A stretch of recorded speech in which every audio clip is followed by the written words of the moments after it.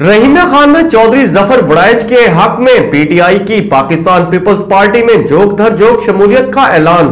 जफर वड़ाइच ने बात करते हुए कहा,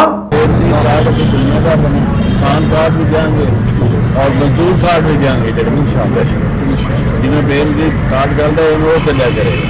सो इंशाअल्लाह ताला तुम सारे रल के एक एक गली देखो, दिन रह गए पिछले 20 दिन रह गए, दिन बहुत थोड़े ने हालात की वजह देर हुई। तो मेहरबानी करके तुम अपने इलाके जिथे जिथे वाकफ है, जिथे जिथे रिश्तेदार हो, उनको जाके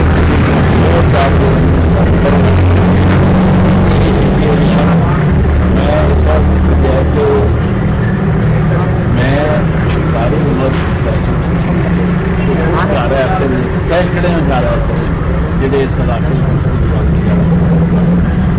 हूँ अगर कोई तंगी तुलसी आवे किसी पुलिस तो वो मैं नहीं चाहता कि मैं तो बर्दाश्त करा, लेकिन तुम इस वक्त बर्दाश्त करोगे तो मेरे नाल इंजरी में हो जाए, नहीं हो जाएगा चलूँगा इंशाल्लाह। मेरा मैं झूठा वादा नहीं करता, मैं मैदान तक लोग करना अपने घर करना रहना। बहुत मेहरबानी, बहुत शुक्रिया। मशहूर हाँ जेडे नाल आए मेरे चौधरी साहब को मुबारकबाद देने वास्ते। सब नूं पता कि चौधरी साहब ने टिकट मिले MNA का पीपल पार्टी, ठीक है जी।